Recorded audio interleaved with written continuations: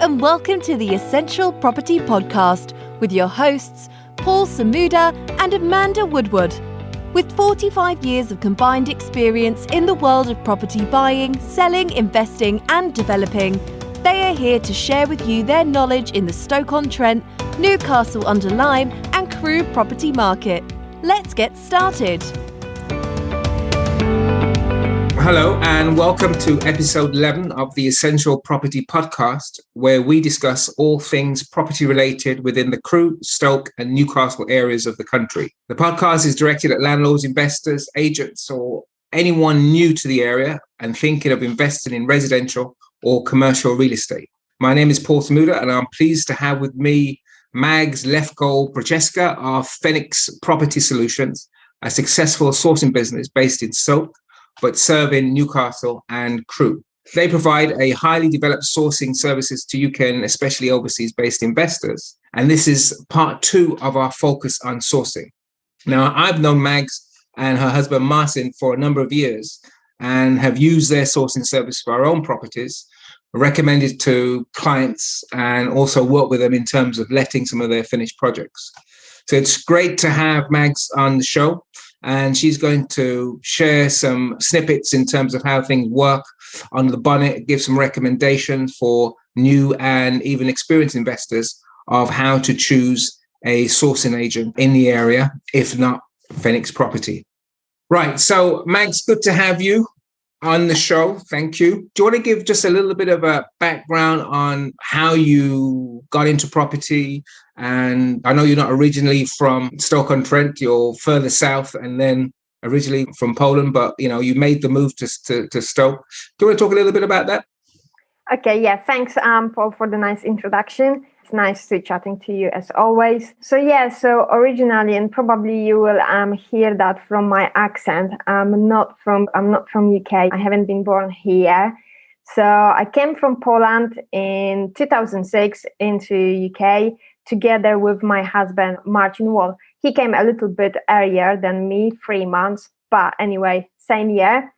So what I wanted to always be in Manchester because I'm a big Man United fan, but we finished on completely opposite way in Somerset, so southwest of England. Yeah, and as typically as a foreigners, we started working in the factory and then that was just the life, working 48 hours and then going back home and then again work. And then it was only me, Martin, and actually his parents in UK, where rest of the family stayed in Poland. So I was like, well, okay, I'm free, but I still want to see the family. I still want to travel, but I still want to have holidays, which at the time I couldn't have both because it was like, well, from the work, you only had like 28 days of holidays. So I was like, well, that's not going to happen. That won't be enough. So I was like literally looking for the ways like, okay, I need to change something because obviously I want to have both things. I don't want to compromise the life. So actually I was scrolling on Facebook. So it was like just completely wasting time. And then, the advert came about property training. So I was like, okay, that looks something like could work for both of us. We previously read the book, Rich Dad, Poor Dad. So we were like, okay, let's do it. Let's try it. And then, so we decided to obviously go through the education. We did the courses and then started doing the researches. So we first did on our home ground, so Somerset, but the properties, the prices were like crazy. So we were like, no, we haven't got enough money for the deposits, things like that.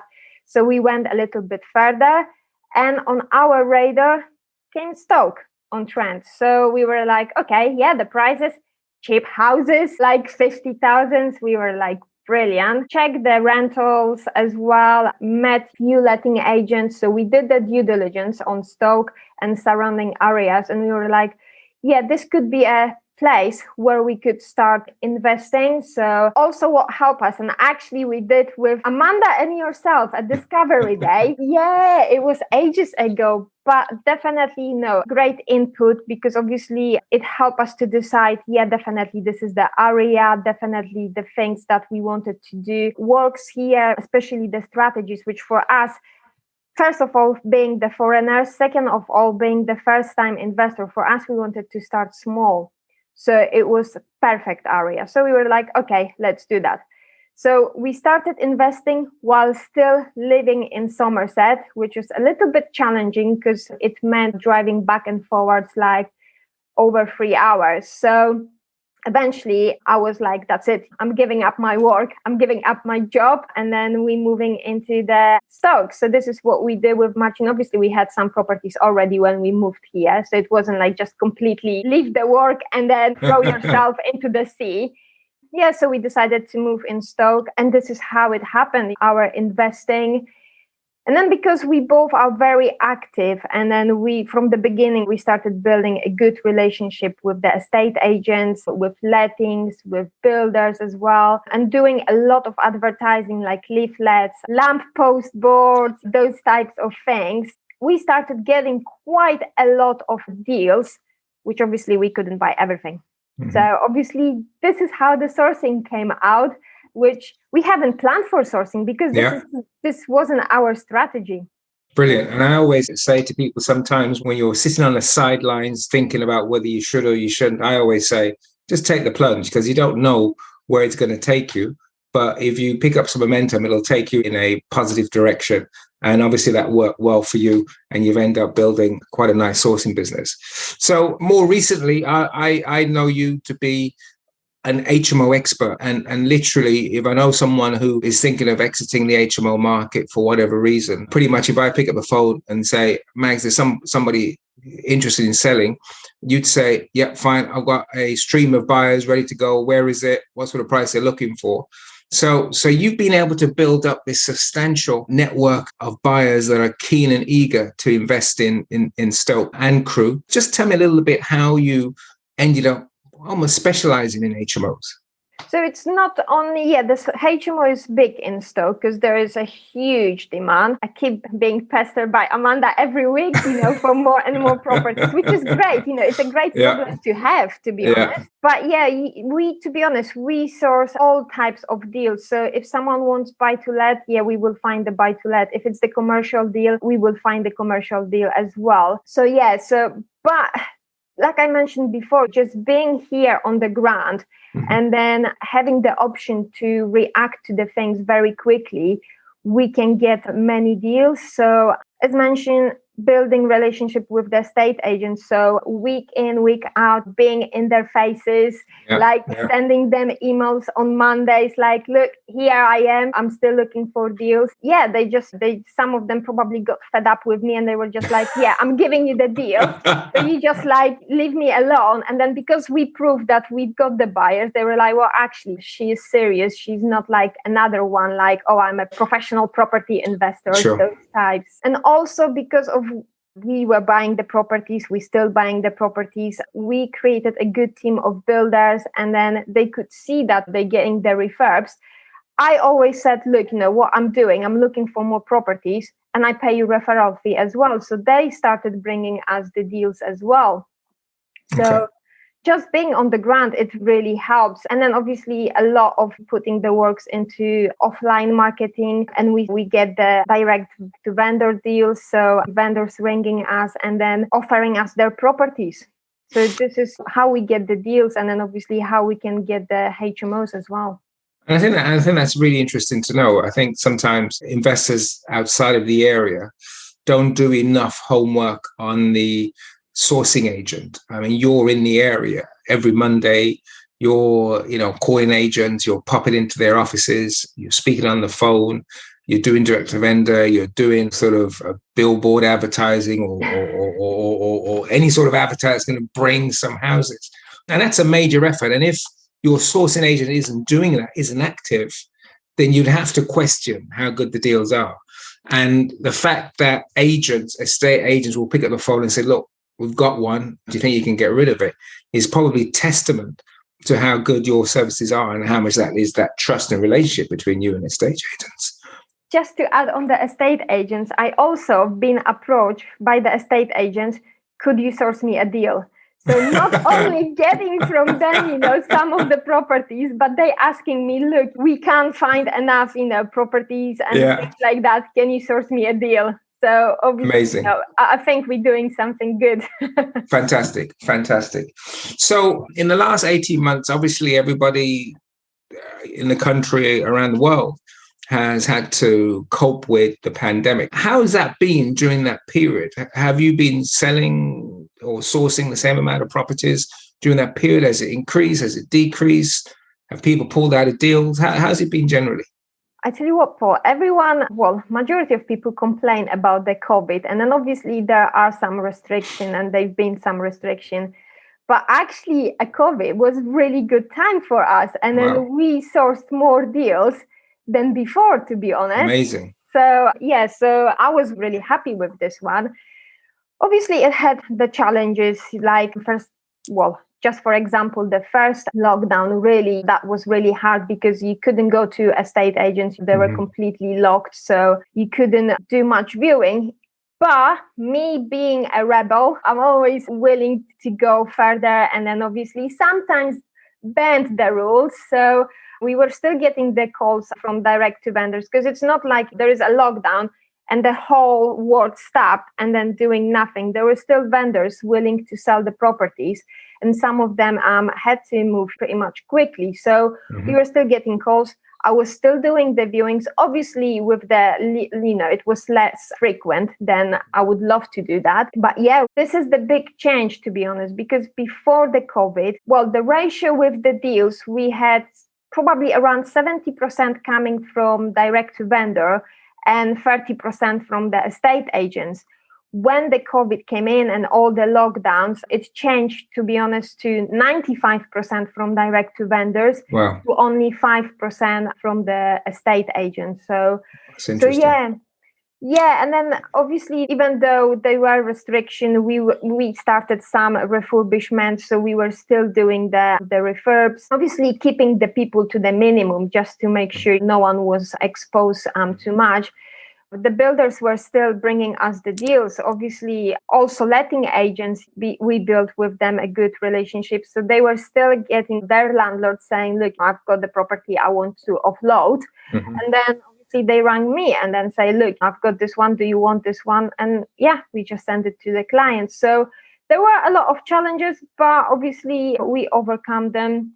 Yeah. And I think that's probably a lesson for people in multiple businesses, that you adapt, don't you? If there's a lockdown, if there's limited, you just adapt, and people recognize that we have to do things differently. They're receptive to that adaptation. You mentioned that business was pretty good during that lockdown period, and I think that probably reflects the property market generally. And the obvious question is that if the property market is booming and it becomes a little bit of a seller's market and properties are selling quickly and people don't have to discount as much, how does that affect sourcing? I mean, why do I need a sourcer? If I'm a vendor, why do I need a sourcer? If the property market is booming, I can give it to an agent and they'll sell it fairly quickly. Or is Stoke and Crewe different from that standpoint? No, it's not different. The prices are crazy. They're going up and up. And then for the property that needs full refurbishment, you pay the full asking price and the price that the properties normally would be valued as a good condition. So obviously it was a challenge. The thing is, the vendors, obviously, yes, they can go with the estate agent, but some of them, they're not prepared to have plenty of viewings. They just want to get the property sold very quickly. Some of them, they are open to rent the property and then sell it later on. So obviously, if they approach the typical estate agent, the estate agent will tell them, oh, no, I don't know what you're talking about. Or they will have some idea about it, but they will, that in their minds, it's just like, I want to get my fee as soon as possible. Sure. So I want to sell it as soon as possible. Well, if I need to wait 5 years or 3 years or whatever time it is, I don't want to wait for that. So obviously their mind is like closed. I want my money now. Where for us, it's just like, look, we listen to the vendors, we listen their situation, their circumstances, and then we come out with the best solution to that. And yes, some vendors decided to go directly to estate agents because estate agent offered them like 10 grand more. And fair enough, it's nothing we can do. But some agents is just like, look, I don't want to pay another 1,000, 2,000 for the estate agent if I can sell with you pretty quick. And I know it's a cash purchase, no hassle, me being at home, opening the door or giving the keys to the estate agent. So it all depends really what the personal circumstances are from the vendors. Great. And when buyers approach you, whether home or overseas, what's the first sort of conversation that you generally have with a new investor, maybe new to the area, maybe they've been to the area once or they haven't been at all, or they've just heard about it? How do you view prospective investors into Stoke or Crewe? And is there a difference between Stoke or Crewe in terms of the type of investor? To be honest, not really, because obviously in Stoke, majority of the strategies works. Same as in Crewe. The difference is in Stoke, you've got the university, you've got in Newcastle Under Lyme another university, so you've got a student market, where in Crewe you haven't got student market, you've got only professional market for the HMO. So, but apart from that, all the strategies works. Obviously, they need to be in the certain areas, and there are certain areas also to avoid by the investors. But in terms of the not meeting, because obviously right now it's a bit restricted meeting the investors. But what we like to do when we get the introduction or when they contact us, to have a Zoom call, ideally, because I can see the person and it's just like build that relationship from the first call. So find out what they're looking for. See if we can work together, if we are a good fit for each other, if they are serious. Because we got the people that are just like, yeah, we want to invest and everything, but they're not prepared completely. They haven't got funds. They haven't got a company, which obviously it's not difficult to put together a company. But for me, I don't want to waste time to teach people what to do, things like that. I just want to get them the property that will bring them money. So during that conversation, we obviously ask certain questions. We had chat. And then also what we offer to investors and potential investors, we say, look, I know you can't come on the ground to do the proper due diligence, but we have the virtual orientation day where you can get the access to that. And then obviously you can learn more about Stoke, Newcastle, Crewe. You can learn more about power teams, so letting agents. You can see our previous refurbs. So obviously it's important especially for the person who's coming, let's say from Hong Kong or Singapore, where they're miles away from UK. I mean, that's great. I mean, they're a long way away, but even if they're in another part of the country, to be able to see projects that you've done before and just a little bit of a recommendation on different areas is very helpful. Do you ask, is it standard that you ask for proof of funds or proof of mortgage before they start? It depends where they're coming from, to be honest, because we get a lot of recommendation from letting agents, from the existing clients who bought the deals from us. If they're coming as a recommendation from there, then not really asking for the proof of funds, because we know these people are serious. If it's someone who just found me somewhere like on Instagram or Facebook, then yes, normally we tend to ask for the proof of funds, because that shows us that they're ready. Also the solicitor details. So yeah, just to establish that, yeah, you're ready really to invest, not like you just fishing around. So things like that. We also we've been approached by some companies from Hong Kong. So obviously people coming from there, we know they're vetted. We know they're serious. They've got money to invest and they're really, quick. They just want the property like today. Okay. You mentioned a little bit about buy-to-lets, that you source buy-to-lets also. I mean, I don't know whether you can answer this question, but I'll ask it anyway. In terms of just general yields that people are working. I remember years ago, I spoke to someone from Hong Kong and he said he had a group of clients and, people in China like the number 8. So they said, as long as we can get 8% yield, not too much of a refurb, 8% yield, we're happy. You can send us as much as we can. What sort of returns are people looking for buy-to-lets, and what is available in Stoke and Crewe and Newcastle? Yeah, so to be honest, our clients are happy from 7+. So they go from 7+, they're happy with the buy-to-lets, which obviously, yes, we can achieve that. With the HMOs, normally there are 10 plus, 10, 12 plus on the yield. We've got a mixture of clients. I tell you what, people come from the different backgrounds. Some people are more, I would say, aggressive in terms of getting a better yield. So obviously leaving less money in the deal as well. Some people are just like, look, I just want to get some income. I'm only concentrated on the cash flow. I'm not worried about money left in the deal because I see this as a longer term investment, not to get rich quick straight away. So this is another thing when we speak with the people. If someone tells me I want 50% ROI or something, I'm like, good luck. Because there's, first of all, the deals like that exist, obviously, but it takes longer.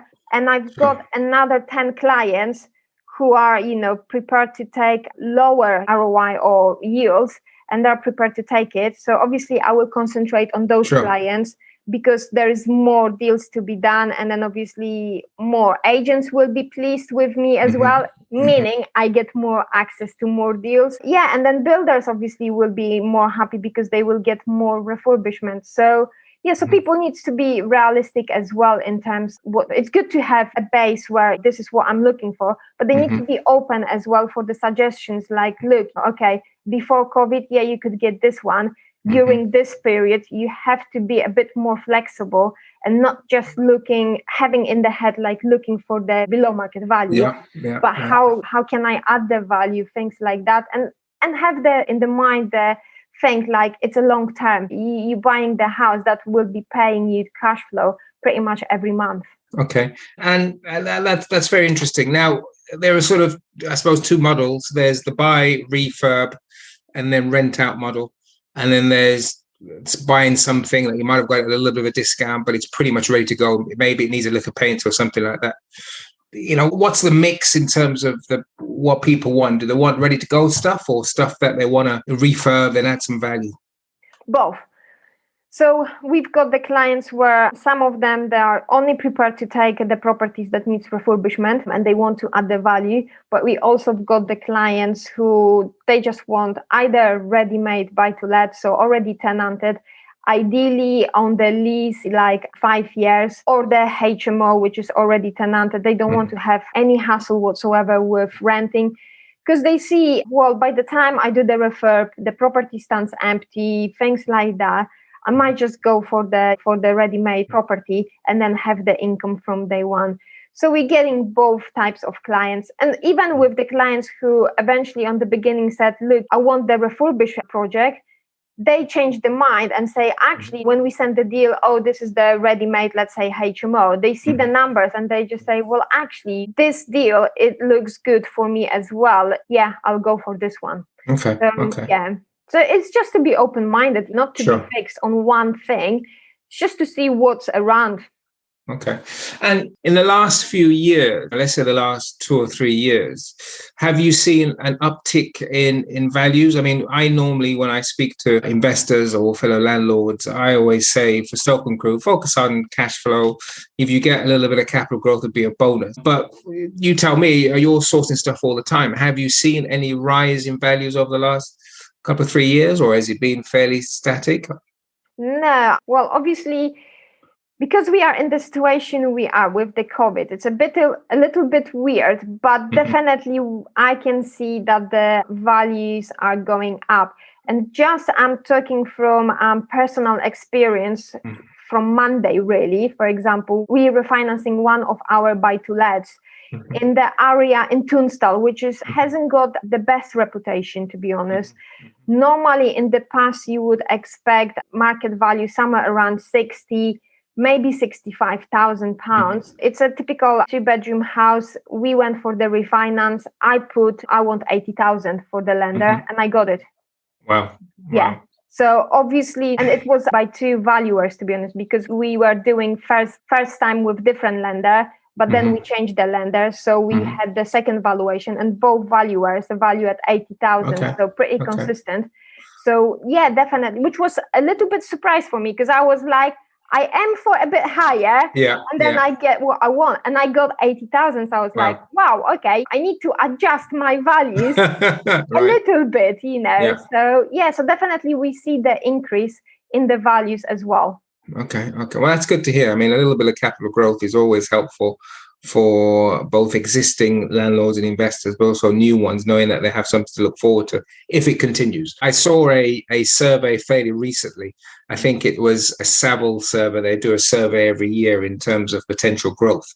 I think they had, over the next 5 years, they had London growing at about 12 or 13%, but they had the Midlands and the Northwest growing at between 23 and 28% over the next 5 years. So we're positioned fairly well in our area to see some of that growth, as long as nothing horrible happens with another horrible pandemic or something like that.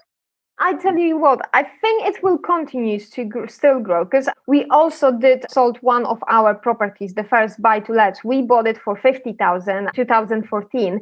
We sold it recently, and we didn't do the full refurb. We just painted, did a little bit update, and we sold it for 93. So definitely prices are going up, and I think they will still continue a little bit. Maybe they will slow down, not like crazy like right now, but I don't think there will be like complete stop and then coming back to previously where we were. Okay. I mean, that's great. I mean, 50 to 93, so it's almost doubled in that period of time, which is excellent. I mean, that's good news for people already in the market. For people coming into the market, they might think, oh my goodness, I got to pay 93 for something that maybe I would have got at 70 or 75 a few years ago. But if it continues, they'll benefit from that growth. I mean, that's good. That's good.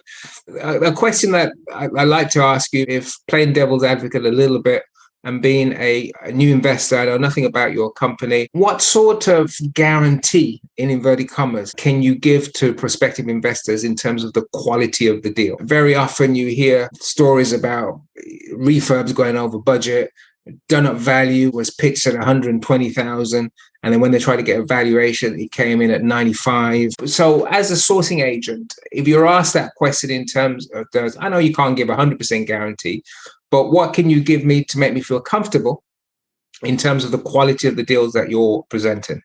Yeah, no, and it's a great question, because obviously we know people were, they used the sourcers before, and then actually they weren't very successful. So first, for me, the most important is if the sourcer invests as well in the area that they're sourcing from. Because for me, if they don't, it's just like, how can you guarantee that she or he knows the market value, that there is the demand, the areas, things like that.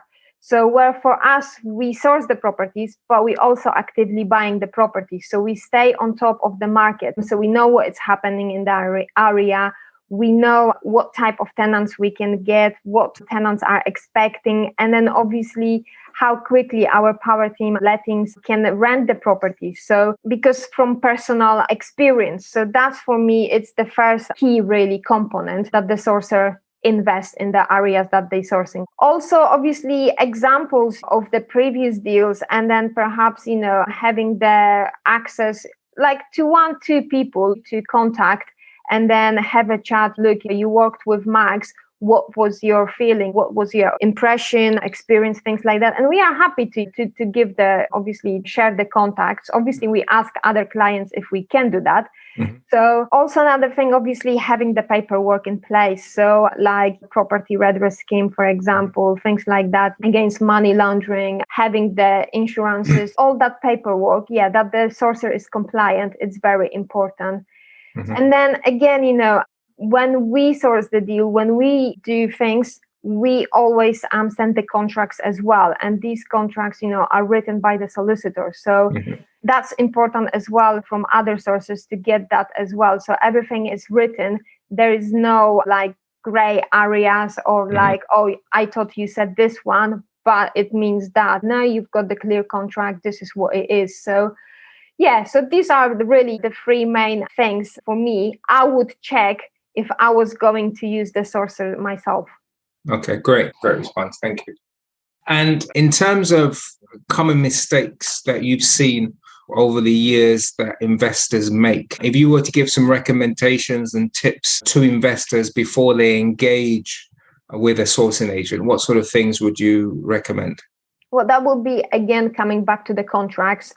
So having contracts in place, things like that, because we've seen some people, it's just like going by, I'll do that, and then not getting things done. And it's the same with the refurbishment, making sure, you've got a proper building quotes, not the estimate. So a lot of people think when you send the spreadsheet, that is the actual number. And some sources, for us, this is the actual number for the refurbishment. But some people just think that, some sources just put this one as the estimates, really. And the estimates is just like, it could be 5,000 more or 10,000 more, which obviously that changes the numbers dramatically. So for me, it's important to have that written building quote as well. And then again, if doing the refurbishment deals as well, having the contract with the builder. So there is no any situation like builder running away halfway through, or obviously charging more or getting the payments in advance and then not having the job done. So for us, the things like that look for also. Yeah, so for me as a sourcer, I'm responsible for this one to make sure every single area works perfectly fine and we've got everything covered with the contracts. Obviously, if possible, meet with the sources as well, because obviously it's just that the feeling you get when you're dealing with the person, if you talk to them, it's just like, are they saying true? Is it aligned with what that's the signs you're getting? And then showing the previous deals as well, just as definitely they did that. So obviously, they did like good people to work with. I think that is so true. If you're able to meet with a person, it's always better. I remember years ago, a colleague of ours, we did a joint venture together and he bought a property in Stoke and he engaged a builder and the builder quoted him a competitive price. And he said, Paul, just pop up, stick your head in the door and see what these guys are doing, see if everything is all above board. And I said, yeah, fine, no problem. So I went in. And the main owner of the building company, I was there. And it was a 3-bedroom house in Birch's Head. And I kid you not, he probably had a dozen people on the job. All right. Now, most people will be impressed on that. I said, that's not cost effective to have a dozen people. And when you looked into this builder's eyes, it was just a little bit shifty. I just came out with a bad feeling. So I told my colleague, I said, I can't say for sure, but I was a little bit uncomfortable. I said, I'm going to go back in a week and a half's time. And I'm just going to go back. I'm not going to tell them that I'm coming. And I have to go in. And I did that about a week and a half, 2 weeks' time. Nobody on the job. Nothing had changed. Not one thing had changed since the last time I was there. So basically, all the people he had there, they were just actors. They were literally weren't doing anything. Needless to say, that builder disappeared with £10,000 on my colleague's money later on in the job. I think he got part of it back, but I think meeting people and just getting that feel is so important. Yeah, and obviously another thing is just like not paying in advance a lot of money. Majority of the builders, if they're good builders, they know how to manage their cash flow. They've got obviously the trades accounts in the shops, so they don't need money up front to build the material, to buy the materials, things like that. They can start the work without any payment upfront or just with the little amount, but not like £5,000-10,000 for me. If the builder asks for anything like that and the sourcers agrees with this one, I'm like, there is a big red light for me. For sure. Now, just on that point, obviously you do project management. You are the liaison with the builders. Now that helps. Now, not all sourcing companies do that. You've decided to do that. How does that help the investors that have approached you and sourced from you, the fact that you do the project management? Well, because we deal with a lot of international investors, obviously they can't be in the area week in, week out, and then checking the work. So we give them the peace of mind, hassle-free, really, product. So we get the builders on site. We make sure that the jobs are done and then there are no corners cut. Again, it takes time, and it took time for us to build a good relationship with the builders, to find a good builder. So obviously, when you've got the projects, you don't want to waste another few weeks of finding the builders, filtering them. You just want to start the project because obviously it's costing you money if the property stands empty. So again, we save the time for the investor. And again, any bad experience with the builders, because obviously we've got trusted teams that we use on our own projects. We work with them over 6 years. So obviously we know how they work. They know what we expect, things like that. Another thing is not many builders will give the guarantee on their jobs, where we we agreed really with our builders, because it was fair to do, where we say, look, for all the refurbishment, all the parts that we did refurbished for you, we're giving you 6 months guarantee. So if you rent it out and there is a problem, let's say there is a leak or anything like that, we will go back and then put it correctly without any charge for you. We just need the access to the property, where not many builders will do that. They finish the job, off you go. Okay, they will give you the guarantee for the damp-proof course, things like that. But for any other small bits, no, it's just like, I've done the project, that's it. If I need to go back, I will charge you again. Where for us, it's just a peace of mind where the people appreciate that. And then also the speed when we do the projects, it's, again, sometimes for some builders, you may wait like, 4, 5, 6 weeks before they can start the job. With us, pretty much within 2 weeks, we can start the job. Obviously, if there is no any issues with COVID, which right now this is the only thing that could delay the projects. But other than that, we're on time. Yes, we get the delays from time to time, but not like you hear some horrendous stories that, 2-3 months in and the property is still not finished. Sure. That's great. That's great advice. I think we're getting towards the end of the show. It's been some fantastic information. If people want to contact you, how do they contact you?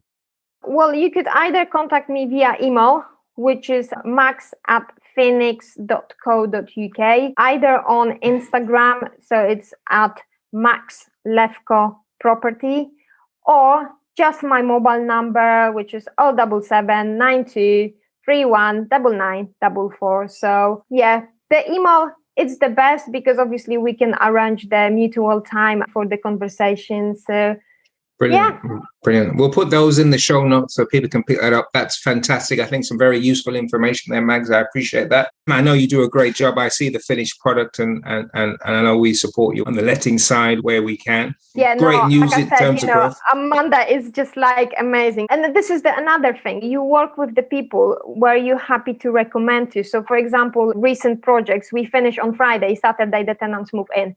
Brilliant. This is what you want for our clients. That's why they're happy with our services, with your services. Yeah, fantastic. Super. Mags, fantastic. Give my regards to Martin, and we'll catch up soon. Yeah, definitely. Thanks for having me, Paul. Thank you. We hope you enjoyed today's episode, and if so, please hit subscribe and share with those who you think would enjoy it too. To get in touch with Paul and Amanda directly, please visit their website www.essentialpropertyoptions.co.uk for more information. We look forward to sharing with you on the next episode.